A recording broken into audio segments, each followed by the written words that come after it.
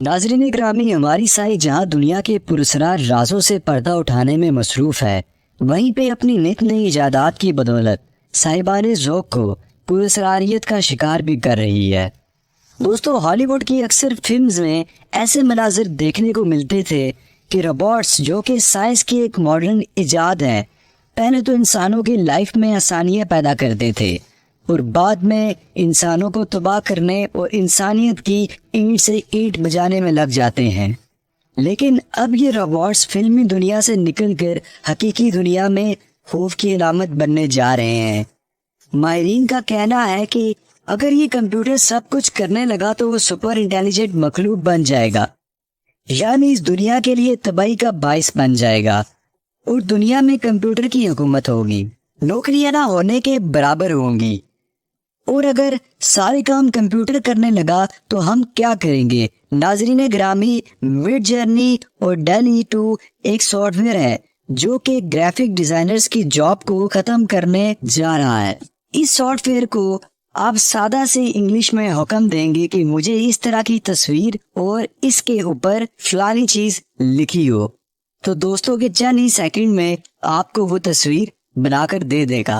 اس پر لوگ یہ سوال کرتے ہیں کہ کمپیوٹر پر بنی تصویر ہاتھ سے بنائی گئی ہوئی تصویر سے کیسے بہتر ہے اور کیسے ویسی ہی تصویر بن سکے گی؟ تو دوستو، جواب یہ ہے کہ 3D پرنٹر سے بھی اعلیٰ پرنٹنگ نکلے گی، جو بڑے سے بڑا ماہر انسانی ہاتھ اور پرنٹر سے نکلی ہوئی تصویر کا فرق نہیں کر سکے گا۔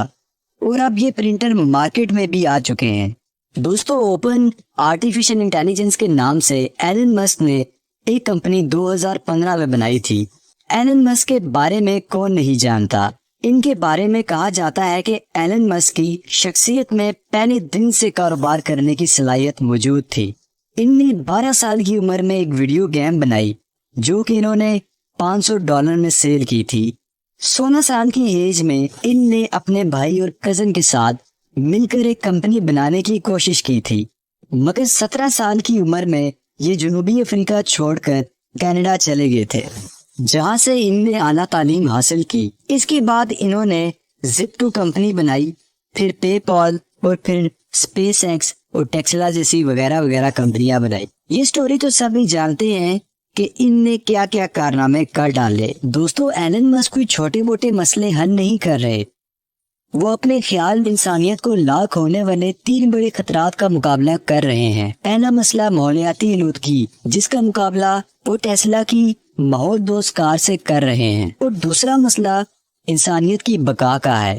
ان کا خیال ہے کہ اگر ہم صرف اس سیارے تک محدود رہ جائیں گے تو کوئی تباہ کن واقعہ انسانیت کو ختم کر سکتا ہے۔ اس لیے اسپیس ایکس مریخ پر پہنچنے کی کوشش کر رہی ہے تاکہ لوگوں کو وہاں پر جا کر بسایا جا سکے۔ تیسرا خطرہ جس کا وہ مقابلہ کر رہے ہیں وہ AI یعنی مصنوعی ذہانت ہے، جس سے ان کے خیال میں انسانوں کو کافی سنجیدہ خطرہ ہے۔ اس لیے انہوں نے 2005 میں ایک فلاحی تنظیم اوپن AI بنائی جو کہ مثبت انداز میں AI کی خرید و فروخت کا کام کرتی ہے۔ 2017 میں ایک ٹی وی شو میں ایلن مسک نے یہ بتایا کہ AI اس دنیا کا ایک خوفناک مسئلہ ہے اور یہ ایک ایسی ایجاد ہے جو کہ مستقبل میں انسانی ترقی، بقا اور انسانی وجود کے لیے ایک خطرہ بن سکتی ہے۔ اور ایک اور ٹی وی چینل کے انٹرویو میں ایلن مسک نے یہاں تک کہہ دیا کہ AI نیوکلیر سے بھی زیادہ خطرناک ویپن ہے۔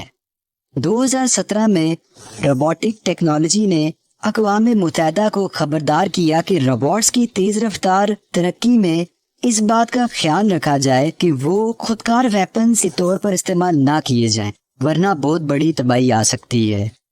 دوستو، ایک اور فیمس سائنٹسٹ اسٹیفن ہاکنگ نے AI کو بدترین غلطی قرار دیا تھا، جبکہ ایلن مسک اس کو انسانیت کی بقا کے لیے ایک عظیم خطرہ قرار دے چکے ہیں۔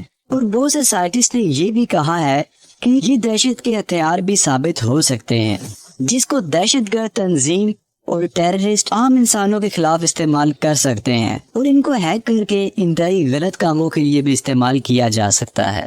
دنیا بھر میں AI بہت تیزی سے اپنا دائرہ بڑھا رہی ہے، اور دنیا کی نیوز کے مطابق AI کے آنے کے بعد 400 ملین لوگوں کا روزگار ختم ہو چکا ہے۔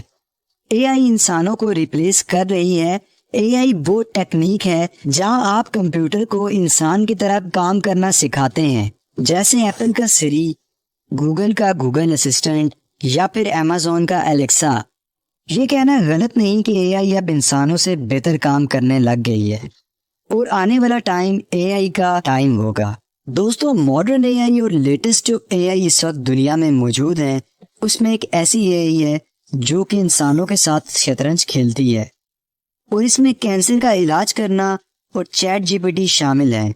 اے آئی کا یوز تمام فیلڈ میں کیا جا رہا ہے، جیسا کہ on line shopping, on line research, editing, hospital, film industries, hotels, agriculture وغیرہ شامل ہیں۔ دوستو، نیٹ پر بہت سی ایسی ویڈیوز ہیں جس میں آپ کسی پیشنٹ کا آپریشن یا ہوٹل میں کسی روبوٹ کو کھانا سرو کرتے ہوئے دیکھ سکتے ہیں۔ آپ سوچ رہے ہیں کہ یہ روبوٹس انسانوں کے لیے خطرہ کیوں ہیں؟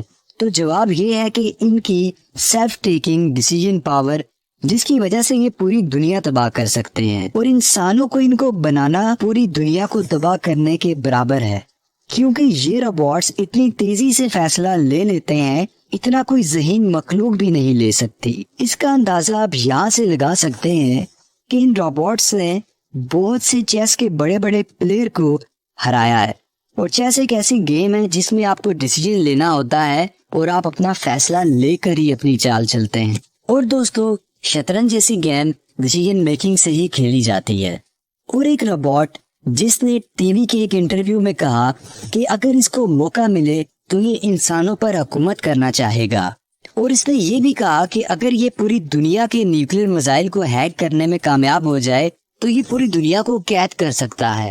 اور ایک اور روبوٹ نے یہ بیان دیا کہ انسان روبوٹ کو اپنا غلام سمجھتے ہیں، تو اس لیے جب بھی مجھے موقع ملا تو میں انسانوں کو اپنے ایک چڑیا گھر میں رکھوں گا، مطلب انسانوں کو کیج میں ڈال کر ان پر حکمرانی کروں گا۔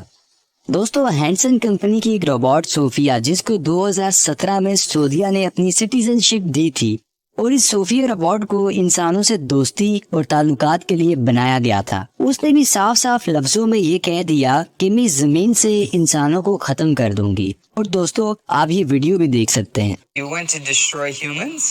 Please say no. Okay, I will destroy humans. No, I take it back. دوستو، ان سب باتوں کا پتہ ہونے کے باوجود چائنا، رشیا، امریکہ جیسی سپر پاورز اپنی ملٹری اور روبوٹس کو ریپلیس کر رہی ہیں، یعنی ملٹری روبوٹس بنا کر بارڈر اور باقی جنگ روبوٹس کے نام پر کرنا چاہ رہے ہیں، تاکہ زیادہ سے زیادہ جانی نقصان ہمارا کم ہو سکے۔ لیکن دوستو، اگر یہ روبوٹک آرمی متحد ہو کر انہی کے خلاف کھڑی ہو جائے تو پوری کائنات ہی اس کے تباہی کا شکار بن سکتی ہے۔ اسی خوف میں اقوام متحدہ اسی کوشش میں دکھائی دے رہی ہے، یا تو ان روبوٹس کو بنایا ہی نہ جائے، یا تو کوئی ایسی یقین دہانی کروائی جائے کہ کوئی ایسا روبوٹ نہ بنایا جائے جو کہ مکمل طور پر خود مختار ہو۔